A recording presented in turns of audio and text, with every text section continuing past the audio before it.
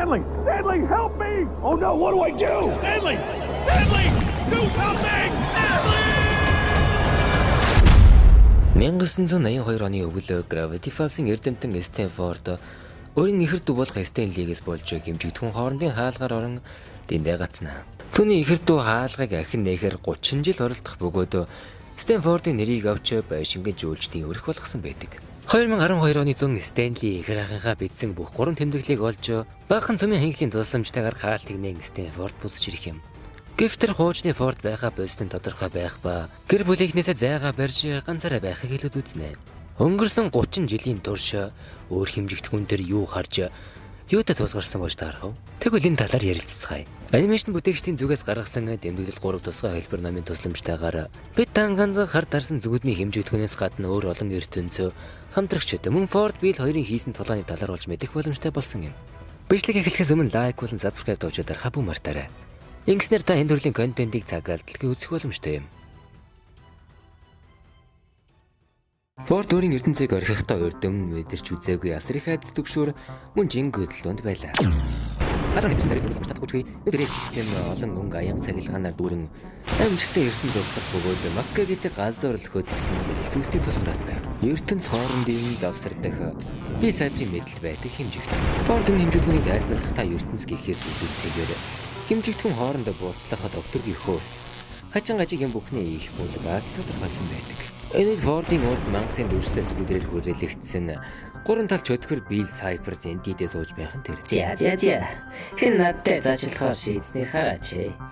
Хэмжигдэхүүн хоорондын шатад оглох уу? Карнинуудад чи шатрын хүү. 3-га дуурайх төдийд 18 метрийн өндөртэй хуруу болон шүлээр хийгдсэн бөмбөг гарч ирэн Фордыг нээстлэн цогхон дээрээ. Тэр солир дундуур нисэж явсаар зөрж өнгөрөх аврах солирт нуугдах ба энэ үед Билл түүнээр дагуурхам Фордын зүрхэн дэлсэж айхан ирэхэр өөрийгөө барьж өгөхийн даваан дээр тэр солир дотор саатай ягаангал улаацах дөрвөгчдийг олж харах ажээ. Тэдэнд ирэхээс өмнө солирын уур хачид байсан бөгөөд санаандын хар нүхэн сорогдсноор энд ирсэн байна. Ер нь ертөнцөөс алга болсон их юмнууд энд ирдэг юм шиг байна лээ. Би Сайперийн нэрийг сонссон даруйдаа тэд цочирдох бөгөөд өдөртөгчийн тайлбарласнаар бол Би Сайпер нь олон ертөнцийн хамгийн аимшигтай бидүүдийн нэг бөгөөд хар дарсан зүүдний ертөнцийг нуувч болгон ашигладаг аж. Гэсэн чи ямар ч физикийн хувилгүй ертөнц явандаа өөрийгөө устгах тул Билл Фордын ертөнцийг хүлсэн болж таарна. Форд ч өөрийн биелэлтэй холбоотой бүгдүүхээ ярьж өгөн хорон санаад гурвалжныг үгүй хийхээ хэлнэ. Хэдий гэртээ гарах боломж бага байсан ч уурхачид түнд хүнс болон хэмжигдэхүүн хоорондын орчуулагч өгөх юм. Форд төлөвлөгөөгөө гүйцэлдүүлэхээр чадгаараа олон ертөнцөөр аялж чадгаараа хэмэдэн цогцолно. Биллийн чадвар болон сул тал түүнийг устгах арга гэх мэт. Эцэстээ гэхэд тэр эргэн ирж Биллтэй хийх тулаанаа эзэслэх юм. Форд өдний нөхөр явахдаа зэрэгцэн уурхачид агсалуудл мандтгаа хэмээн түүний аян замыг юрэнэ. Фордын тэмдэглэл бичснээр болоо ертөнц хооронд байх нь яг л хэдэн зуун өөр амьдралтай мэд ба дээрэмчидтэй нэгдэж 13 өөр хэл сурж ярддаг сандалнуудаар зодтолдож 8 гартай гахаануудаар шивээс хийлгэд амьдсан байна. Форд эртний бичээсүүдийг судлаж олон ертөнцийн мэрэгдээ суралцсан 6 хурууныхаа ачаар хурууны ертөнцийн хаан болдогч 7 хурууд ир гарч ирснээр дүүний тэтнийг булаасан аж. Энэ бүх хугацаанд Форд гэрийн хиндэн заяасан алтан амны тусламжтайгаар хоол хүнс хоригдох газартаа явсан ч дүүгийнхээ адил эрен сургалтдаг болсон юм.